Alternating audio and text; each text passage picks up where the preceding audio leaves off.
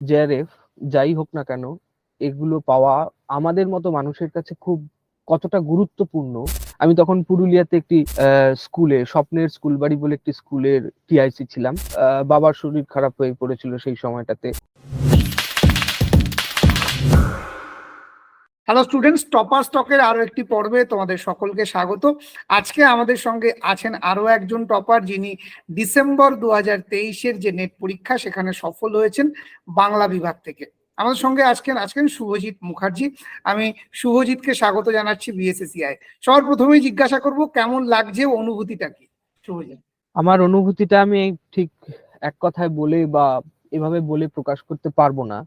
তার কারণ নেট বা জেআরএফ যাই হোক না কেন, এগুলো পাওয়া আমাদের মতো মানুষের কাছে খুব কতটা গুরুত্বপূর্ণ সামাজিকভাবে, অর্থনৈতিকভাবে, এবং আগামী দিনে কি করতে চাই সেটা সেটার জন্যেও, আমি কি কোন কর্মক্ষেত্রে প্রবেশ করতে চাই তার জন্যও এটা যে কতটা গুরুত্বপূর্ণ, এটা আমি হয়তো এভাবে এক কথায় বলে বোঝানো যাবে না। কিন্তু তবুও আমি খুব কৃতজ্ঞ। আমি খুব আহ, আহ, আমি আমি নতমস্তকে বিএসসিসিআই এবং আমার যারা আরো শুভাকাঙ্ক্ষী মানুষজন আছেন তাদের কাছে আমার প্রণাম জানাচ্ছি। আমার মাস্টারমশাই, দিদিমণিরা, এবং অবশ্যই স্যার, আপনাকেও, অমিত স্যার, এবং বিএসসিসিআই হোল টিমকে, আমার বা আমাদের মতো আরো যারা আছেন তাদের তাদের এই এই এই সাফল্যটুকু এনে দেওয়ার জন্য আপনাদের কাছে অনেক অনেক অনেক কৃতজ্ঞ আমরা। ধন্যবাদ শুভজিৎ। আচ্ছা, শুভজিৎকে আমি জিজ্ঞাসা করব যে জীবনে অনেক ঘাত প্রতিঘাত, ওঠা নামা, এদিক ওদিক অনেক কিছু হয়েছে।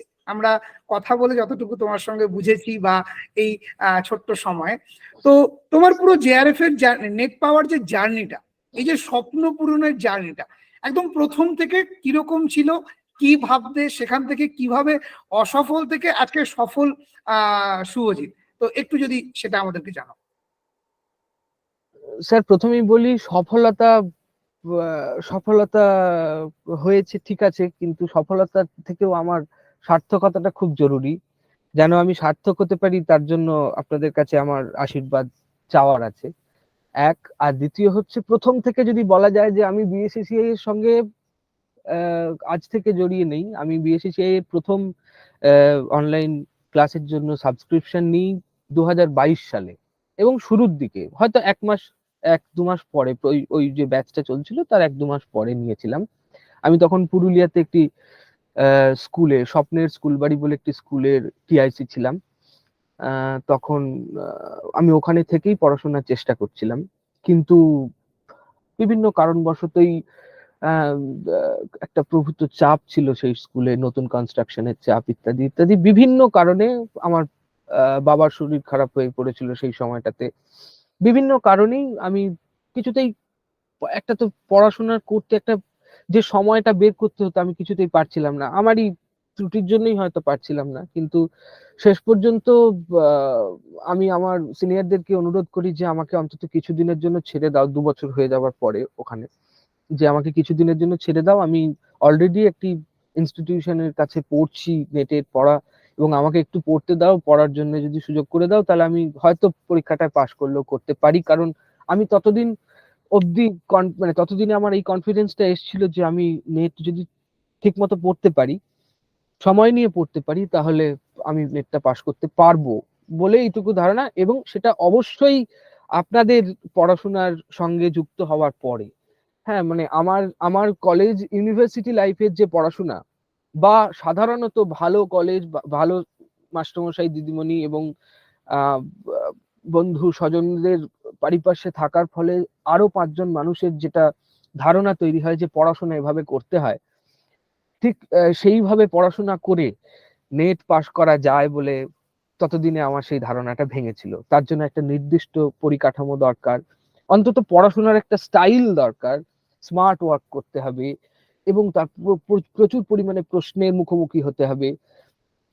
এই এই স্টাইলটা আমি আপনাদের পড়াশোনার ধ্যান ধারণার থেকে আস্তে আস্তে বুঝতে পেরেছিলাম, এবং আমি কনফিডেন্স পাচ্ছিলাম যে আমি পারবো হয়তো।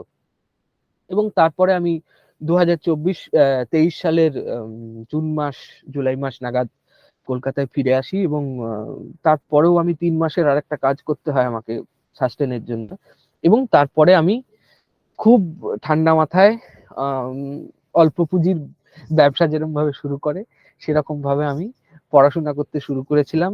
এবং আমি আমি খুব মানে লজ্জার সঙ্গেই জানাচ্ছি যে আমার এই নেট পাওয়া 168 পেয়েছি আমি। 32টা ঠিক হয়েছে আমার পেপার 1-এ, এবং 52টা ঠিক হয়েছে আমার পেপার 2-তে, আমার নিজের সাবজেক্টে। আমি খুবই লজ্জিত আপনাদের কাছে যে আমি আমার নিজের পেপারে এইটুকু নাম্বার পেয়েছি বলে। কিন্তু এইটুকু পেয়েছি ওই অগাস্ট, সেপ্টেম্বর, অক্টোবর, নভেম্বর, হয়তো অগাস্টের শেষের দিকে, মানে সেপ্টেম্বর, অক্টোবর, নভেম্বর, এই 3 মাস পরে। এবং সেটা আমার একার পক্ষে সম্ভব হতো না, আমার স্বজন, আত্মীয়, বন্ধু যাদেরকে বলি আমি, এবং আপনাদের আপনাদের আপনাদের সহায়তা না পেলে। 3 মাসের মোট কথা একদম খুব ভালো প্রস্তুতি যদি বলা যায়, মাত্র 3টে মাস। তো এই যে 3 মাসের প্রস্তুতিতে রুটিনটা কি ছিল, পড়ার স্টাইলটা কি ছিল? কারণ অনেকের কাছে আজকে যে সমস্যাটাতে আমরা দেখি, সময় খুব কম, কিন্তু স্বপ্নটা পূরণ করতে হবে। আবার এই যে সাস্টেন করার জন্য, বেঁচে থাকার জন্য একটা মিনিমাম অ্যামাউন্টের প্রয়োজন হয়, তার জন্য কোনো না কোনো জবও করতে হচ্ছে। সব মিলিয়ে কিন্তু সবার হাতেই সময়টা খুব কম। তো এই 3 মাস ঠিক কি স্টাইলে পড়াশোনাটা করেছিলে, যদি সেটা নিয়ে যদি একটু বলা যায়। আসলে আমি যে কাজটা করতাম সেই কাজটা খুব ফ্লেক্সিবল টাইম ছিল ঠিকই, কিন্তু একটা চাপ থাকতো সব সময় যে এটা করতে হবে, ওটা করতে হবে। আর সেই অর্থে খুব ধরা বাঁধা রুটিন আমার কোনোদিনই ছিল না, আজও নেই, কোনোদিনই ছিল না। কিন্তু একটা জিনিস করতাম, যখনই বিএসসিসিআই তে কোনো নতুন ইনিশিয়েটিভ হতো, ধরুন কোনো একটা টেস্ট, বিশেষ করে উইকলি মক টেস্ট, যেগুলো উইকলি মক টেস্ট, বা যখনই সিবিটি শুরু হয়ে গেল সিবিটি, সেইগুলো আমি অ্যাট এনি কস্ট আমার সেই পড়াটাকে কমপ্লিট করে তার জন্য কোনো মানে এই সময় থেকে এই সময় পড়বো, ওই সময় থেকে ওই সময় পড়বো, কোনোদিনই করতে পারিনি সেটা। আমি তার জন্য ক্ষমা প্রার্থী। কোনো মুহূর্তেই আমি সে মানে সেটাকে ছেড়ে যেতাম না। মানে আমার এরকম মনে আছে যে আমি একটা কথাই বলি, আমার খুব মনে পড়ছে এখন। সিবিটি তে হায়ার এডুকেশনের পরীক্ষা, আমি হায়ার এডুকেশনের আগে ওই বাংলার আমাদের পেপার 1-এর মধ্যখানে মনে হয় 1টা বা 2টো দিনের একটা গ্যাপ থাকতো টেস্টের মধ্যে। ওই 2টো দিন পরে আমি সিবিটি দিয়েছিলাম, এবং আমি আমি খুব লজ্জার সঙ্গে জানাচ্ছি যে ওইটুকুই আমার হায়ার এডুকেশনের পড়া, ওই 2 দিনের গোটা নেট জার্নিতে ওইটুকুই পড়া। এবং আমি ওইটুকু পড়ে আবার নতুন করে যখন নেটের পড়ার যখন ওই আগের দিন সব উল্টে পাল্টে এরকম করে দেখছি, তখন একবার হায়ার এডুকেশন ভাবে দেখেছিলাম। 3 দিনের হায়ার এডুকেশনের পড়াতে আমি সম্ভবত, আমার যতটুকু মনে পড়ছে, আমি প্রশ্ন এখনো ঠিক মতো দেখিনি, কেউ দেখলে বুঝতে পারবো, আমার মনে হয় হায়ার এডুকেশন থেকে আমি সবটাই ঠিক করেছিলাম। আচ্ছা, তো বিএসএসসিআই এই যে কনসাইজ ওয়েতে, একদম কম্প্যাক্ট ওয়েতে একটা পড়ায়, এই পড়া তোমার নেট পাসের ক্ষেত্রে একটা অন্যতম ভূমিকা পালন করেছে, এটা কিন্তু মানে একদম অনস্বীকার্য, বোঝা যাচ্ছে। আচ্ছা, এবার যে বিষয়টাতে আসি, সেটা হচ্ছে প্রথমেই বললে বাধা ধরা রুটিন কিছু তুমি করনি, এবং তোমাকেও লাইভ ক্লাসে সত্যি কথা বলতে খুব একটা দেখা যেত না। তো তাহলে বিএসএসসিআই কিভাবে তোমাকে প্রিপেয়ার করলো সেটা যদি একটু বলো। সবটাতেই, মানে লাইভ লাইভ ক্লাসটুকুতে যেহেতু সময়ের ওটা একটা ব্যাপার ছিল বলে আমি করতে পারতাম না, বা কখনো কখনো হয়তো আমি সেই দিনটা আহ, আহ, হয়তো আমি সেদিনটা রিসার্চ অ্যাপটিটিউড পড়ছি, সেদিন ক্লাস হচ্ছে হয়তো অঙ্কের। আমি সেই দিনটা ইচ্ছা করেই আমি এখন হায়ার রিসার্চটা ভালো করে একটু পড়ে নিই, তারপরে আমি পরেই রেকর্ডেড ক্লাসটা কালকে সকালবেলা দেখবো।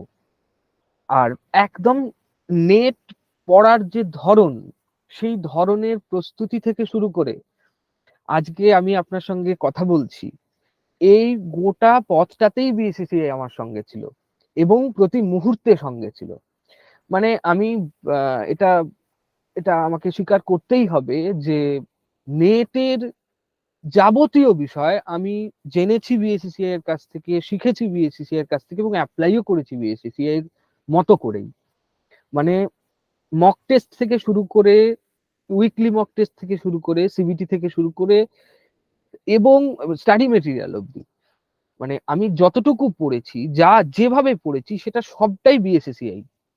ইনফ্যাক্ট আমার যে পেপার ওয়ানের বই, আমি একটি নতুন বই কিনেছিলাম, কিন্তু সেটি আমি পড়তে ঠিক মতো স্বচ্ছন্দ বোধ করিনি বলে খুব একটা খুলে দেখিনি। আমার যে একদম পুরনো পেপার ওয়ানের যে বই, সেই বইটা হচ্ছে 2018 সালের সম্ভবত মানে পাবলিশড হওয়া বই। ফলে তার সঙ্গে বিএসসিসি এর মানে মেটেরিয়াল যখন আমি পেয়েছি, তখন সেটা তো বদলে গেছে অনেক, তার মধ্যে অনেক কিছু অ্যাডিশন হয়েছে। ফলে তো আমি ওইটা থেকে একটা স্ট্রাকচার নিয়ে পড়াশোনাটা গোটাটাই যেমন আপনারা দিয়েছেন, যেমন ভাবে আমার কাছে এসছে, সেরকম ভাবে করেছি। ফলত কোনো কোনো জায়গাতেই মানে নেটের আমার যা জার্নি, তাতে কোনো জায়গাতেই মানে আমি বলছি না যে আমি মানে বিএসসিসিআই আমার পাশে ছিল, বিএসসিসিআই আমার সঙ্গেই ছিল। মানে একদম সাথে সাথে সবসময় একদম একদম এই একদম অবয়বের মতো, মানে আমিও একদম। যেখানে যাচ্ছি নেটের প্রস্তুতিতে বিএসএসিআই যাচ্ছে আমার সাথে। হ্যাঁ হ্যাঁ, মানে কোনো একটা বিষয় আমি হয়তো নতুন, আমি একজন স্যারকে ফলো করতাম, তিনি অল ইন্ডিয়া বেসিসে পড়াতেন। যখন তিনি হয়তো একটা নতুন টপিক দিয়েছেন, কিছু একটা বিষয় সম্পর্কে বলেছেন, তা আমি না সেটা খুঁজতাম, মানে সেটা হয়তো আমাদের নেট রিলেটেড টপিক নয়, আমি সেটা খুঁজতাম এসে আমাদের বিএসসিসি এর স্টাডি মেটেরিয়ালে এটা কি আছে কোথাও।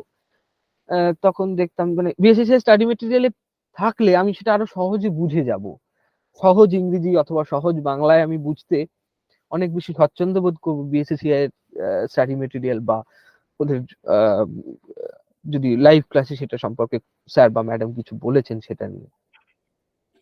একদম, মানে বিষয়টা হচ্ছে সর্বভারতীয় স্তরের যিনি ইউটিউবে যিনি পড়াচ্ছেন, তার থেকে বিএসএসিআই আরো অনেক সহজে ব্যাপারটা বুঝিয়ে দেবে, এই বিশ্বাসটা কোথাও এটা ছিল সব।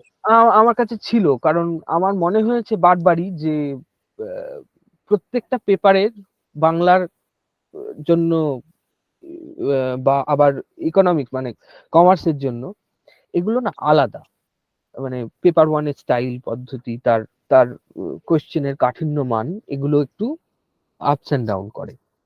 ফলে আমি যখন বাংলা পড়তে গেছি, তখন আমাকে বাংলার মতো করেই পেপার ওয়ানটাকে রেডি করতে হবে। একদম একদম।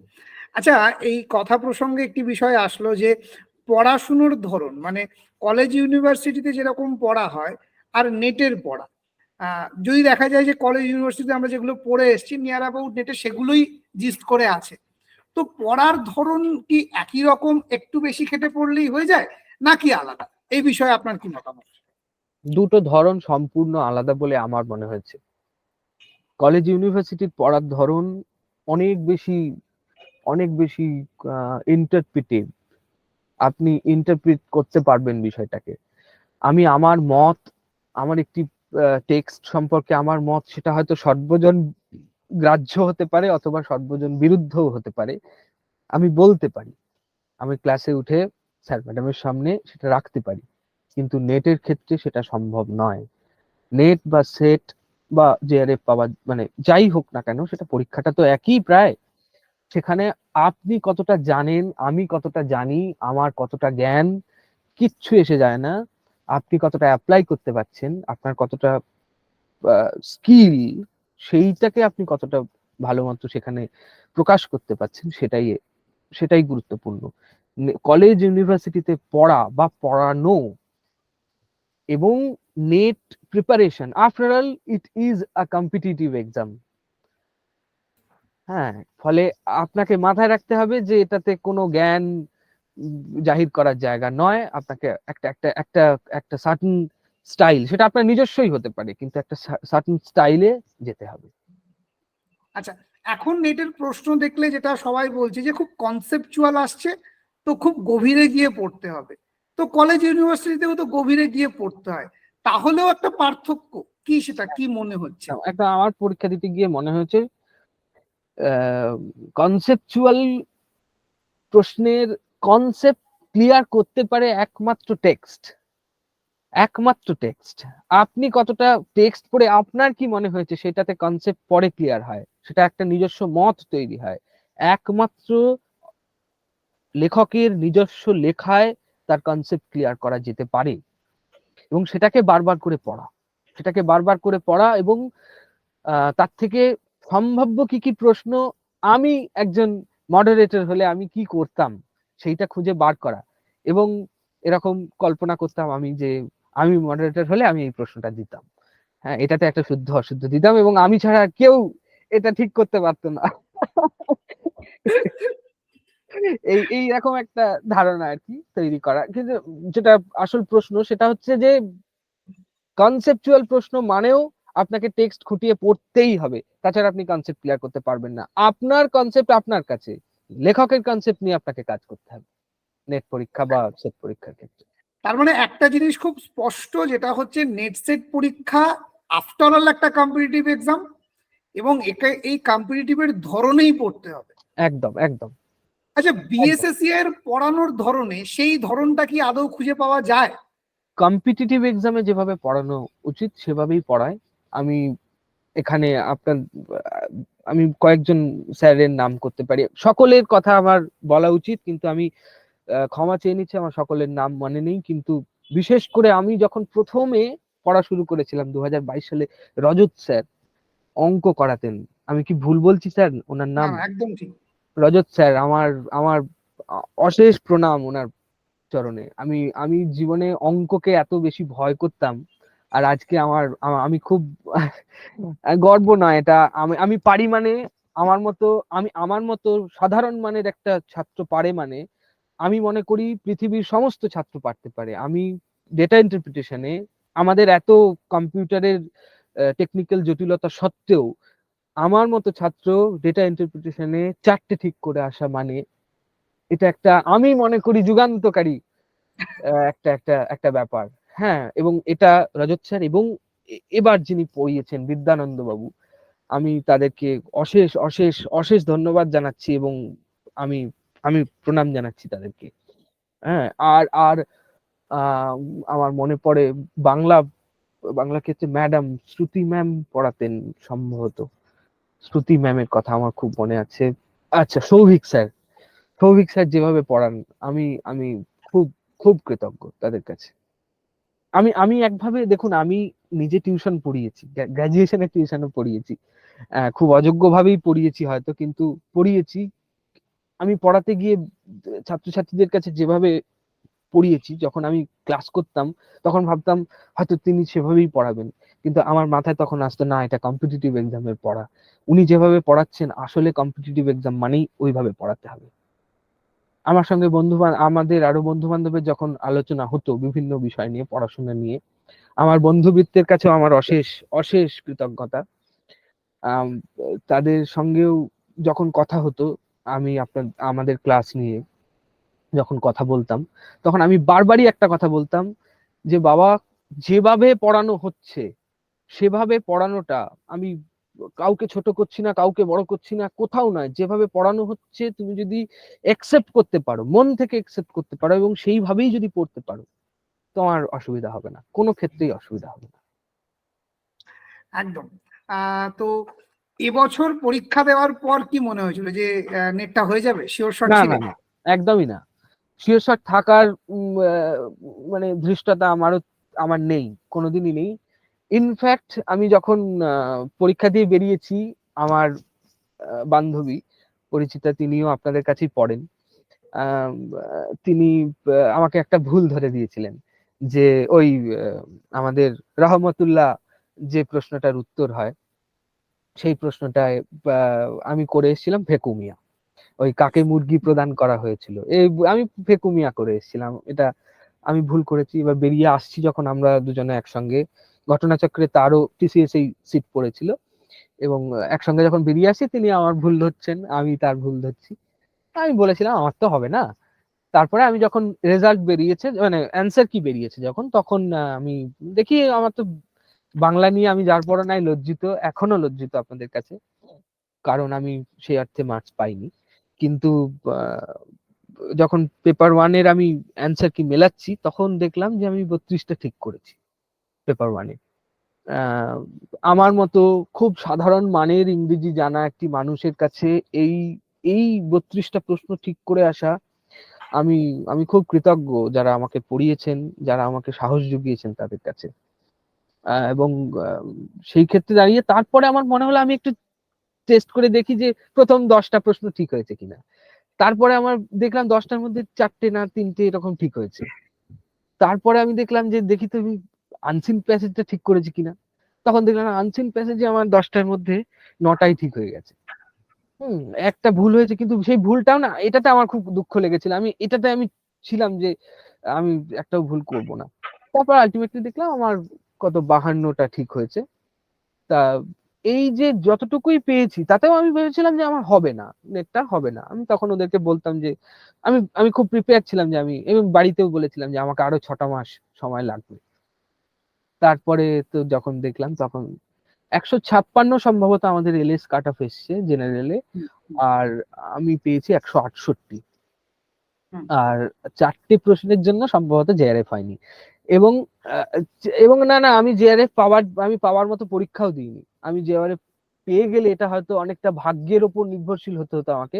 আমি ভাগ্যের উপর অতটা নির্ভরশীল নই। আমি পারবো, আশা করছি আগামী দিন যদি নিজে চেষ্টা করি পারবো। একদম। অবশ্যই শুভকামনা রইলো আগামী দিনের জন্য। পাশাপাশি একটা ছোট্ট জিনিস জিজ্ঞাসা করি যে 3 মাসে নেটের প্রিপারেশন, মোট কথা মানে একদম প্রপার যদি দেখা যায় 3টে মাস তুমি পেয়েছো, এবং মানে বিএসএসসিআই অ্যাপটাকে যতটা পরিমাণ ব্যবহার করা যায় সেটাকে করেছো নিজের প্রস্তুতির জন্য। তো অ্যাপের বিষয়ে পরে আসবো।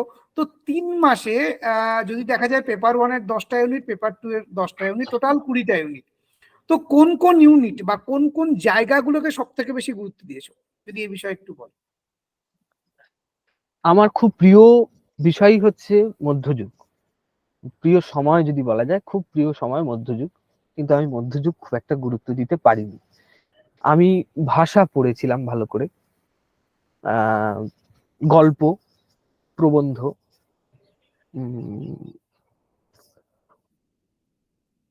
এবং কাব্যতত্ত্বের ইউনিট 10। আমার খুব এখনো দেয়ালে আমার মানে কাব্যতত্ত্বের ছোট ছোট করে লেখা নোটস টানানো আছে। আর উপন্যাসের কিছু কিছু উপন্যাস আমি পড়েছিলাম, তবে সব উপন্যাস নয়। এই ইউনিটগুলোর কথা এখন খুব মনে পড়ছে। আর আর কবিতা কবিতা কবিতা কবিতা, ছোট গল্প, ভাষা, প্রবন্ধ, কাব্যতত্ত্বের ইউনিট মানে ইউনিট 10, খন্দ অলংকারের ইউনিট, এইগুলো মোটামুটি পড়েছিলাম। বেশ। আর পেপার 1-এর ক্ষেত্রে? পেপার 1-এর ক্ষেত্রে ওই যে বললাম 3-4 দিনের মতো পড়েছিলাম হায়ার এডুকেশন। আর আমাদের পিপল অ্যান্ড এনভায়রনমেন্ট যেটা, সেটাও ওই এরকম আপনার সিবিটির যেরকম করে দেওয়া ছিল ওই 2 দিনের গ্যাপে পড়েছিলাম। আর কম্প্রিহেনশন তো আলাদা করে পড়িনি, ওই আপনাদের থ্রু অ্যাপ আপনাদের যে টেস্ট গুলো আসতো আমি প্রতিদিন একটা দুটো, হয়তো বাসে করে কোথাও যাচ্ছি তখন একটা দিয়ে নিলাম, এরকম করেছি। আর খুব গুরুত্বপূর্ণ সহকারে আমার মনে হয়েছিল যেগুলো, সেগুলো হচ্ছে টিচিং, কমিউনিকেশন, রিসার্চ এবং ডেটা ইন্টারপ্রিটেশন আমার খুব প্রিয় হয়ে উঠেছিল। আমি আবারও অশেষ কৃতজ্ঞতা জানাচ্ছি আপনাদের কাছে, আমার মতো একজন একজন অগা বলতে যে বোঝায় সেই স্টুডেন্টের কাছে ডেটা ইন্টারপ্রিটেশনকে এত সহজ করে দেওয়ার জন্য। রজত স্যার এবং বিদ্যানন্দ বাবু, আপনাদের কাছে আমার প্রণাম রইল। এইগুলোই কয়েকটা দেখেছিলাম। এবং আমি খুব মানে শক্ত ইংরেজির প্রতি আমার একটা দুর্বলতা চিরকালই ছিল, ফলে আমি ওই ইংরেজি শব্দকে লিখে রাখতাম, সেটাকে ডিকশনারি থেকে দেখে করতাম। এই আর কি। আচ্ছা, শেষ মুহূর্তে সিবিটি, কারণ যে 3 মাস কথা বলছি মোটামুটি আমরা সেই সময় সিবিটি একটা চালিয়েছিলাম। তো একদম এই সিবিটির রুটিন কতটা ফ্রুটফুল হয়েছে এই সাকসেসের পেছনে, বা আমাদের শেষ মুহূর্তের যে ক্লাস রুটিন, মানে আমরা যে একটা এফেক্টিভ স্মার্ট রুটিন বানিয়ে দিই, সেটা কতটা এফেক্টিভ ছিল?